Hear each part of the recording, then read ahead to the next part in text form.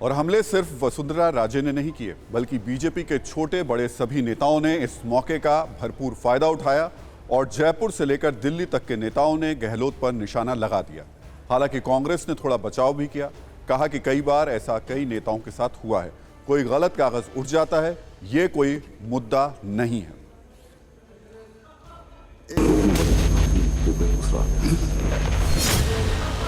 एक minute, sorry.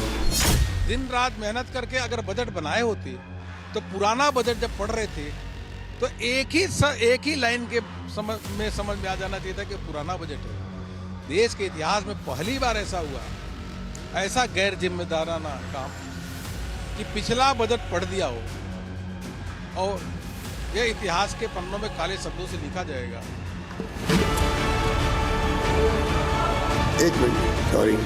ज़्यादा तूल नहीं देना चाहिए। कई बार क्या होता है, दोनों स्पीच की कॉपी रखी होगी, आदमी वो उठा लेता है ना, तो इसमें कोई ऐसा नहीं। कई बार ऐसा हुआ है कई नेताओं के साथ, कई लोगों। अब पीएम ने जैसे परसों वहाँ बोला लोकसभा में कि 8 करोड़ लोगों को नल का पानी दे रहे हैं, कल राज्यसभा में बोल दिया 11 करोड़।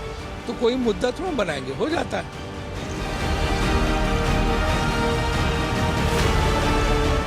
किसी भी तरह की गंभीरता नहीं है अब शासन संचालन करने में। बस उनको डर लग रहा है मेरी कुर्सी कहीं चली नहीं जाए, तो उस कुर्सी को बचाने के लिए जनता पिस रही है और पुराना बजट को पेश कर रहे हैं विधानसभा में। वैसे बजट तैयार करने से लेकर सदन में बजट पढ़ने तक की एक प्रक्रिया होती है। वित्त मंत्री की सलाह पर अधिकारी बजट भाषण तैयार करते हैं। बजट तैयार होने के बाद उसे वित्त मंत्री पूरा देखते हैं। बजट देखने के बाद अगर बदलाव हुआ तो बदलाव किया जाता है। बदलाव के बाद बजट कैबिनेट में पेश किया जाता है। इसके बाद कैबिनेट से बजट को अप्रूवल मिलता है और फिर अंत में वित्त मंत्री बजट को विधानसभा में पेश करते हैं। राजस्थान में अशोक गहलोत ही मुख्यमंत्री हैं और वित्त मंत्री भी, इसलिए वही बजट भाषण पढ़ रहे थे। अब सोचिए, इतनी प्रक्रिया के बाद भी वित्त मंत्री को बजट के पुराने पन्ने दे दिए जाएं तो ये सही नहीं है। चाहे जिस भी कारण से ये हुआ हो, ऐसा होना नहीं चाहिए था।